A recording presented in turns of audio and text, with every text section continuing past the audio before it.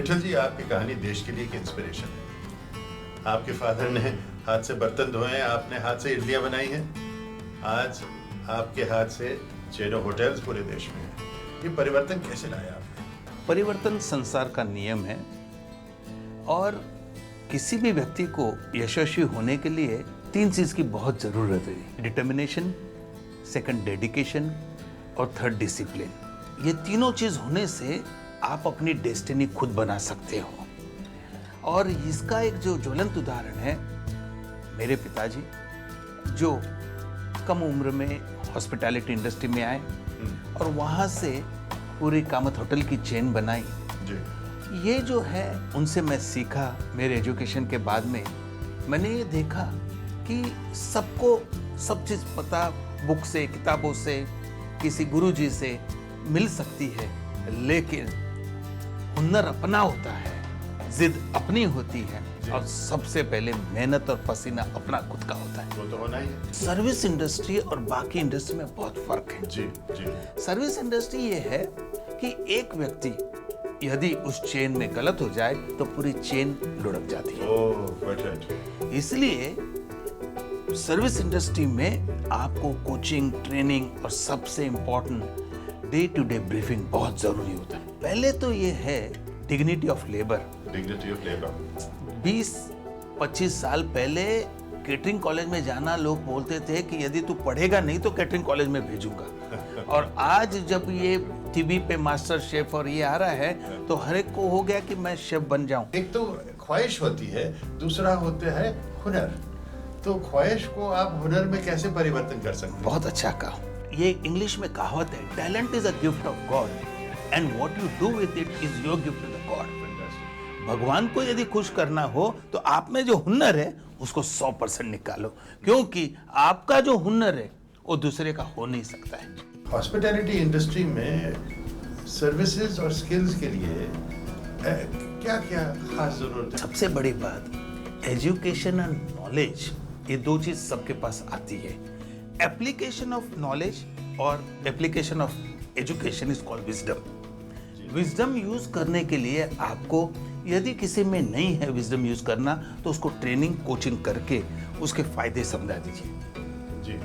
Then वो सोचेगा कि मैं एक स्टेप आगे चला गया। एक स्टेप आगे आने के बाद में उसको मोटिवेट करिए, बताइए कि यार बढ़िया किया तूने। उस दिन से वो अपना विजडम यूज करना चालू करता है। हमारे यहाँ पहले 20 साल से लोग ये सोचते हैं मेरा बेटा डॉक्टर, इंजीनियर, आर्किटेक्ट और गवर्नमेंट की नौकरी चाह रही है। सॉरी, अभी 800 नए हुनर के लिए चीजें निकली है।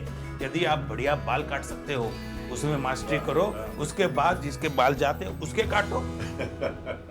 लेकिन जो एक गांव से आएगा उसको क्या ट्रेनिंग देंगे? हाउसकीपिंग है, शेफ है, सबसे एक्सेप्ट फ्रंट ऑफिस, जहां इंटरनेशनल होटल हो वहां आपको थोड़ा एक्स्ट्रा बोलना पड़ता है।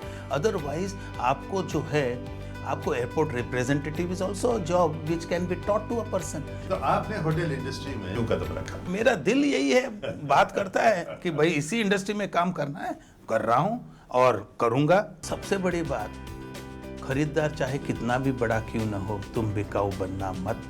दिमाग चाहे, दिल न चाहे, वो काम कभी करना मत। दौलत बहुत कुछ है, दौलत सब कुछ नहीं। बहुत कुछ के लिए सब कुछ खोना मत।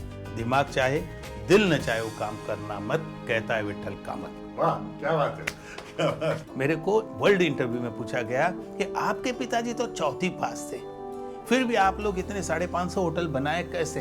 तो मैंने कहा, उसको शेर में जवाब दिया, मौत के बाद याद आ रहा है कोई, मौत के बाद याद आ रहा है कोई, मेरी कब्र से मिट्टी उठा रहा है कोई, या खुदा 2 पल की जिंदगी दे दे मुझे, मेरे दुकान से नाराज होके जा रहा है कोई। क्या बात है, क्या बात है। ये मेरे पिताजी का सिद्धांत था।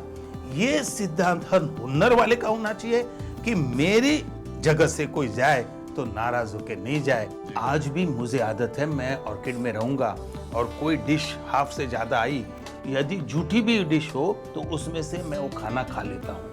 क्यों?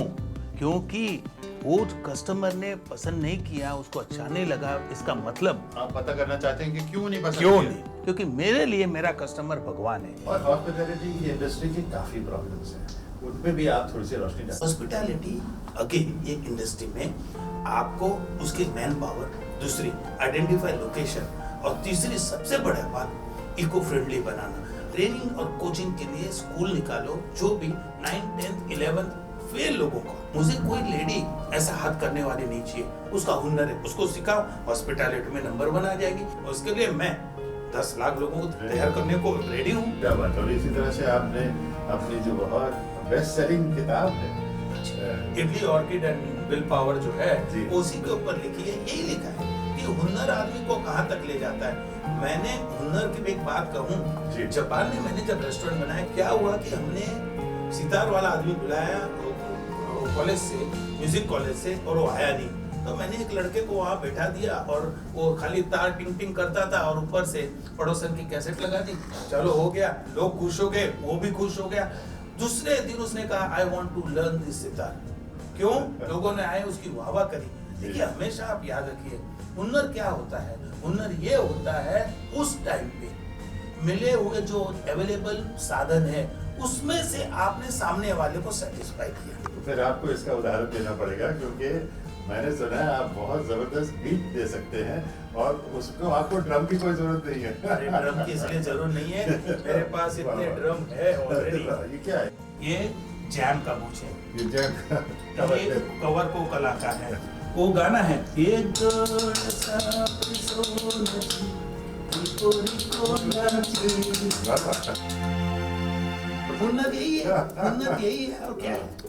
आप में जो कला है उसको डेवलप करो, दुनिया को दो, उससे और कुछ सीखो और वापस देते चलो। आप तो हॉस्पिटैलिटी के गुरु हैं हमारे देश के, इंस्पायर करते हैं और भावना को तराश के आप हुनर को कहां से कहां तक पहुंचा सकते हैं।